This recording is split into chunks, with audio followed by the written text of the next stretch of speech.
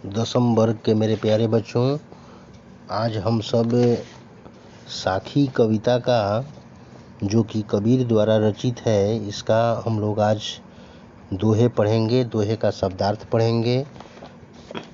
कल की कक्षा में मैंने साखी कविता को और इसके शब्दार्थ को लिख करके भेजने को कहा था। आज हम लोग साखी कविता के दोहों का शब्दार्थ यानी उसका भावार्थ, सरलार्थ हम लोग पढ़ेंगे। एक एक कविता को पढ़ा करके मैं एक एक दोहों को पढ़ा करके मैं विस्तार से इसका अर्थ बता रहा हूँ। आप लोग ध्यान से इस कविता को, बनाए गए वीडियो को ध्यान से सुनेंगे, समझेंगे और अगर कक्षा के दौरान में कोई भी समस्या उत्पन्न हो तो आप सब निसंकोच पूछेंगे। तो आइए हम सब साखी के दोहे से परिचय करें। सबसे पहला दोहा है कि ऐसी बानी बोलिए मन का आपा खोई, अपना तन शीतल करे औरन को सुख होई। प्रस्तुत दोहे का अर्थ है, कबीर रचित दोहे हैं। पहला दोहे का अर्थ है कि हमें ऐसी बानी बोलनी चाहिए, ऐसा वचन बोलना चाहिए जिससे मन का जो आपा है यानी घमंड जो है वो खो जाए, माने निकल जाए। अपना तन शीतल करे, अगर हम मधुर वचन बोलते हैं तो उससे बोलने वाले का भी मन जो है शीतल हो जाता है, मन शांत हो जाता है। और औरन मने दूसरे को भी सुख पहुंचता है, दूसरे को भी सुन करके अच्छा लगता है। मधुर वाणी बोलने वाले का भी मन प्रसन्नचित हो जाता है और जो मधुर वाणी को सुनता है उसका भी मन जो है शीतल हो जाता है, यानी उसको भी सुख पहुंचता है उस मधुर वचन को सुनकर। इसलिए हर व्यक्ति को जो है, कबीर कहते हैं कि हर व्यक्ति को जो है मीठी वचन बोलनी चाहिए, मीठे वचन बोलने चाहिए ताकि मन का अहंकार नष्ट हो जाए। मीठी वाणी जो है अहंकार को समाप्त कर देती है और तन को शीतलता प्रदान करती है, यानी विनयी बनाती है, शांत बनाती है और पास जो व्यक्ति सुनता है वो भी सुख का अनुभव करता है। दूसरा दोहा है, कस्तूरी कुंडली बसे मृग ढूंढे बनमाही, ऐसी घटी घटी राम है दुनिया देखे नाही। प्रस्तुत पंक्ति में कहा गया है कि कस्तूरी जो मृग हिरण के नाभि में पाया जाता है, अत्यंत ही सुगंधित पदार्थ है। वो मृग के नाभि में ही उपस्थित रहता है, मौजूद रहता है, लेकिन मृग उसको जान नहीं पाता है, समझ नहीं पाता है और उसको उस सुगंध को पाने के लिए, उस मादक सुगंध को पाने के लिए बन बन भटकता है, बन बन खोजते रहता है उस कस्तूरी को खोजने के लिए, जबकि उसके नाभि में ही मौजूद रहता है, क्योंकि उसे पता नहीं होता कि यह गंध उसकी नाभि में ही है और नाभि से ही आ रही है। भक्ति के व्याख्या के इस प्रतीक का प्रयोग करते हुए कबीर बता रहे हैं कि उसी तरह से राम तो घट घट में व्याप्त हैं, कण कण में व्याप्त हैं। वह मनुष्य के हर भाग में मौजूद हैं, मनुष्य में मौजूद हैं, लेकिन माया में डूबा मनुष्य जो है कस्तूरी मृग की भांति उन्हें बाहर खोजता है, भटकता हुआ रहता है, परंतु राम उसे नहीं दिखाई देते हैं क्योंकि उसके अंदर अहंकार रहता है, उसके अंदर घमंड भरा रहता है, माया मोह भरा रहता है, सांसारिक बंधनों से उलझा हुआ रहता है। इसलिए मृग की भांति अहंकारी व्यक्ति को कितना भी वो दिखावा करता है, उसको राम दिखाई नहीं देते हैं क्योंकि वो घमंडी होता है, उसके अंदर अहंकार भरा होता है। मृग के अंदर ही, मृग के नाभि में जिस तरह से कस्तूरी सुगंधित मादक पदार्थ उपस्थित रहता है, फिर भी उसे बन बन भटकता हुआ हिरण उस कस्तूरी रूपी सुगंध को खोजता है। ठीक उसी प्रकार अहंकारी व्यक्ति जिसके अंदर भगवान राम विराजमान होते हैं, भगवान उपस्थित होते हैं, फिर भी अहंकार के कारण, सांसारिक मोह बंधन में पड़े रहने के कारण उस व्यक्ति को राम दिखाई नहीं देते हैं। आइए तीसरा श्लोक हम लोग पढ़ते हैं। तीसरा श्लोक में कह रहा है कि जब मैं था तब हरि नहीं, अब हरि है मैं नाही, सब अंधियारा मिट गया जब दीपक देखया माही। प्रस्तुत दोहे में कबीरदास कहते हैं कि जब मैं था, अर्थात धन दौलत अहम का जो घमंड होता है व्यक्ति को, मैं शब्द का मतलब यहाँ सर्वनाम है, लेकिन फिर भी यहाँ मैं शब्द का मतलब घमंड से है, दर्प से है, अहंकार से है, चाहे वो किसी चीज़ का अहंकार हो, धन का, दौलत का, सुंदरता का, बलवान होने का। तो जब तक व्यक्ति के अंदर अहम शब्द रहता है, मैं शब्द रहता है, घमंड रहता है, तब तक उसके पास हरि का दर्शन नहीं होता, यानी हरि उपस्थित नहीं हो पाते। अहंकार जहाँ पर होता है वहाँ पर भगवान की प्राप्ति नहीं होती है। अब हरि हैं मैं नाही, यानी हरि जब आ जाते हैं, हरि का जब वास हो जाता है, प्रभु का जब वास हो जाता है शरीर में, तो मैं शब्द यानी अहंकार शब्द समाप्त हो जाता है, नष्ट हो जाता है। सब अंधियारा मिट गया जब दीपक देखिया माही, यानी जब दीपक देखने के जब दीपक हम लोग जलाते हैं तो सारा अंधियारा दूर हो जाता है। अर्थात जब हरि की भक्ति मिल जाती है तो सामने से अज्ञानता का अंधकार पूरी तरह से मिट गया होता है। यानी स्पष्ट है कि जब तक व्यक्ति के अंदर अहंकार भरा होता है तब तक वो हरि का उसमें वास नहीं हो पाता है, भगवान की प्राप्ति नहीं हो पाती है। अगला दोहा है कि सुखिया सब संसार है, खाए अरु सोए, दुखिया दास कबीर है, जागे अरु रोए। प्रस्तुत पंक्ति में कबीर उन लोगों पर व्यंग कर रहे हैं जो केवल खाते और सोते हैं, जो आलसी होते हैं, जिनको कोई काम धंधा नहीं होता है, निकम्मा होते हैं। सारा संसार सुखी है क्योंकि लोग विलासिता का जीवन जी रहे होते हैं, सुख सुविधा का जीवन जी रहे होते हैं, भौतिक सुख सुविधा का आनंद उठाते रहते हैं।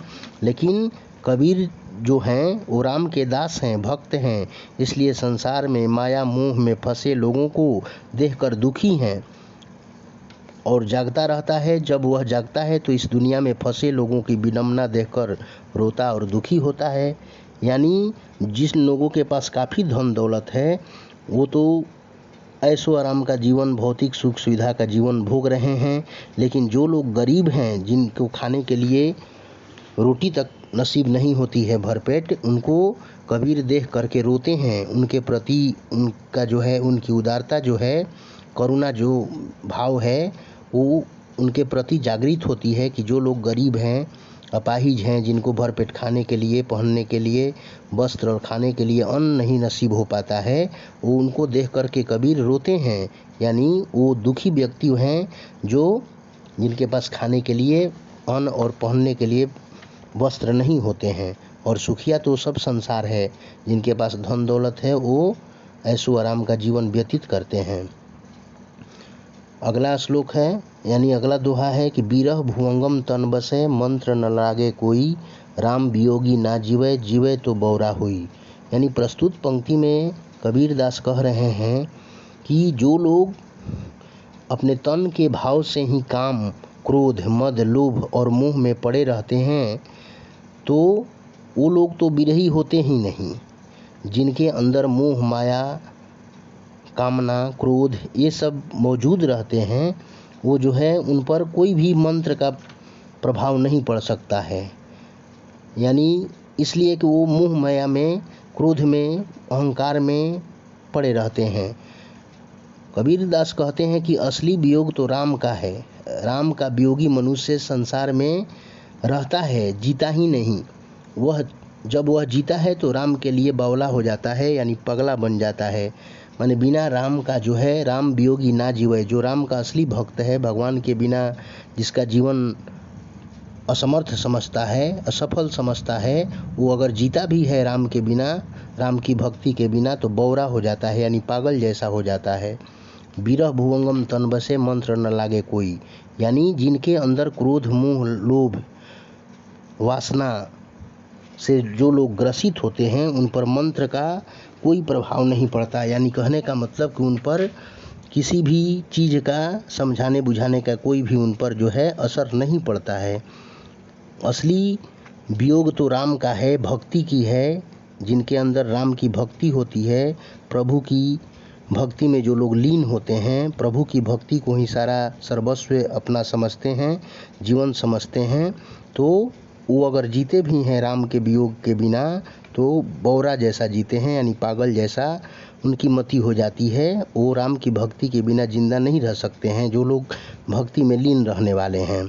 और जो क्रोध मोह लोभ में की वासना में वशीभूत है, उस पर तो समझाने का, किसी व्यक्ति के कुछ कहने का कोई भी असर नहीं होता है। अगला दोहा है कि निंदक नेड़ा राखिए आंगन कुटी बधाई, बिन साबन पानी बिना निर्मल करे सुभाई। माने कबीर कहते हैं कि निंदक को, जो निंदा करने वाला व्यक्ति है, शिकायत करने वाला व्यक्ति है, उसको नेड़ा माने अपने पास ही रखना चाहिए, उसको अपने करीब रखना चाहिए, ताकि वो हमारी कमी को, अवगुण को निहार करके बताता रहे और हम उस अवगुण को अपने शरीर से दूर करें। जैसे उदाहरण दिया है कबीर ने कि बिन साबुन पानी बिना, साबुन को कितना भी सूखा रगड़ते हैं तो उससे झाग नहीं बन पाता है और उससे कपड़े साफ़ नहीं हो पाते हैं। लेकिन साबुन में जब ही हम लोग पानी का अंश मिला देते हैं तो साबुन जो है झाग यानी फेन उत्पन्न करने लगता है और उससे कपड़े पर रगड़ने से कपड़े साफ़ हो जाते हैं, निर्मल माने साफ़ हो जाता है। तो वही कह रहा है इसमें। कबीर कहते हैं कि स्वभाव से इस संसार में लोग निंदक को आलोचक समझते हैं, दूर रखते हैं, लेकिन ऐसा नहीं होना चाहिए। कबीर की सलाह है कि वो अपने आंगन में, घर में कुटी बना करके उसको स्थान देना चाहिए, निंदक को, निंदा करने वाले को। जो हमारे अंदर अगर कोई भी अवगुण है, निंदा है, कोई शिकायत है, तो वो खामियों को गिनाएंगे, निकालेंगे और उन खामियों को हम दूर कर लेंगे। इस प्रकार हम जो है गुण के भागीदार बन जाएंगे। ऐसे निंदकों को पास रहकर मनुष्य बिना साबुन पानी के ही अपने स्वभाव को निर्मल और स्वच्छ बना सकता है। इसलिए कबीर का कहना है कि निंदक करने वाले व्यक्ति को अपने साथ में रखना चाहिए, ताकि वो हमारे अंदर के खामियों को बताएगा, अवगुण को बताएगा और उस अवगुण को हम दूर करने में सफल हो पाएंगे। पोथी पढ़ी पढ़ी जग मुआ, पंडित भया न कोई, ऐके अक्षर पीब का पढ़े सुपंडित होई। कबीर कहते हैं कि मोटी मोटी पुस्तकें पढ़कर जग में बहुत लोग नामी पंडित या विद्वान होने का ढोंग करते हैं, लेकिन होते नहीं हैं। कबीर की धारणा है, कबीर का मत है कि वही व्यक्ति वास्तविक पंडित है जो ईश्वर भक्ति में लीन होता है, जो ईश्वर प्रेम का एक भी अक्षर पढ़ लिया है, ईश्वर की भक्ति का एक भी अक्षर ग्रहण कर लिया है, समझ लिया है, वही पंडित है। ऐसे तो दिखावा के लिए सभी लोग जो है मोटी मोटी पुस्तकों को लेकर के पढ़ते हैं, लेकिन कोई ज्ञानी सही में नहीं हो पाता है, कोई विद्वान नहीं हो पाता है। भले विद्वान का कोई ढोंग करे, पाखंड करे, लेकिन विद्वान नहीं हो पाता है। तो कबीर का कहना है कि अगर एक अक्षर भी पीव का माने प्रेम का, अक्षर माने अक्षर, पीव माने प्रेम का, अगर हम पढ़ लेते हैं, भगवान की भक्ति का एक भी अक्षर अगर हम ग्रहण कर लेते हैं, तो हम पंडित यानी ज्ञानी हो जाएंगे, ज्ञानी हो सकते हैं। ऐसे तो पोथी पढ़ पढ़ के, बड़ी बड़ी पुस्तकों को पढ़ करके संसार में कितने लोग चले गए, उनकी मृत्यु हो गई, लेकिन कोई पंडित नहीं हो पाया, सफल ज्ञानी नहीं हो पाया। तो कबीर का कहना है कि एक अक्षर हम अगर प्रेम का पढ़ लें, प्रेम से एक अक्षर भी ग्रहण कर लेते हैं, अच्छे गुण को ग्रहण कर लेते हैं, भगवान की भक्ति का एक अक्षर भी अगर हम अपने हृदय में ग्रहण कर लेते हैं, मन में, तो उससे हम पंडित ज्ञानी हो सकते हैं, हमारा जीवन सफल हो सकता है। और ऐसे दिखावा के लिए मोटी मोटी पुस्तकों को पढ़ने से कोई फ़ायदा नहीं होता है। आखिरी साखी का दोहा है कि हम घर जलिया अपना लिया मुराड़ा हाथी, हाथी माने हाथ में, अब घर जलाओ ताश का जे चले हमारे साथी। कबीर दास कहते हैं कि मैंने अपना घर जला दिया, अपना घर अज्ञानता में बर्बाद कर दिया, लेकिन जो अगला है उसे अपने घरों को बचाने का प्रयत्न करना चाहिए, अपने जीवन को बचाने का प्रयत्न करना चाहिए, क्योंकि उन घरों को जलाने के लिए मुराड़ा, मुराड़ा का मतलब एक लकड़ी का मसाल जिससे आग को जलाया जाता है, जिससे आग उत्पन्न किया जाता है, उसको मुराड़ा कह रहा है कवि। यानी कहने का मतलब है, कबीर का कहना है कि स्वार्थ की दुनिया से ऊपर उठना पड़ेगा। ऐसा आदमी जो अपना घर स्वार्थ में जला देता है, वही आगे बढ़कर दूसरे का भी स्वार्थ रूपी घर जलाने की तैयारी कर सकता है। अगर हम दुर्जन के साथ रहेंगे तो उससे दुर्जन का ही भाव हमारे अंदर आएगा, दुष्टता का ही व्यवहार हम ग्रहण कर पाएंगे। अगर सज्जन के साथ रहेंगे तो सज्जन का व्यवहार ग्रहण करेंगे। ये तो निश्चित तौर पर ऐसा देखा जाता है, ये बिल्कुल ही अक्षरशः सत्य माना जाता है और सत्य है भी। तो कबीर का कहना है कि जो व्यक्ति अपना स्वार्थवश घर को जला देते हैं, बर्बाद कर देते हैं, वही मुराड़ा लेकर यानी मशाल लेकर के दूसरे का घर भी जलाने का प्रयास करते हैं, दूसरे को भी बर्बाद करने का प्रयास करते हैं। अगर दुष्ट व्यक्ति अपना जीवन बर्बाद कर लिया होता है तो उसके साथ जो भी दोस्ती करता है उसको भी वो दुष्ट बनाने का प्रयास करता है। अब घर जलाओ ताश का, जे चले हमारे साथी। वो जो भी उसके साथ रहते हैं दुष्ट के साथ, वो अपनी दुष्टता का पाठ उन्हें पढ़ाता ही है और उनको बर्बाद करने में उसको काफ़ी मज़ा आता है। इसलिए कि वो तो स्वार्थ में भरा हुआ होता है। जहाँ भी उसको स्वार्थ से वो दूर होगा उसको बेचैनी हो जाती है। स्वार्थ में जीने वाला, लालच में जीने वाला व्यक्ति दूसरे को हित का चिंता नहीं करता है। वो अपने स्वार्थ के लिए दूसरे को बर्बाद करने में वो निरंतर प्रयासरत रहता है। तो आप सभी बच्चों से मेरा आग्रह है, निवेदन है कि इस साखी के पढ़ाए गए दोहों को कम से कम 2 टाइम्स ज़रूर वीडियो को सुनेंगे, देखेंगे, समझेंगे। पढ़ के मैंने डिटेल में अर्थ समझा दिया है। अगर कोई भी प्रॉब्लम हो तो आप सभी क्लास के दौरान जो है निसंकोच पूछेंगे। आप लोगों के लिए मैं हमेशा प्रयासरत हूँ। इन्हीं शब्दों के साथ मैं धन्यवाद देता हूँ, शुभकामना देता हूँ। Thank you.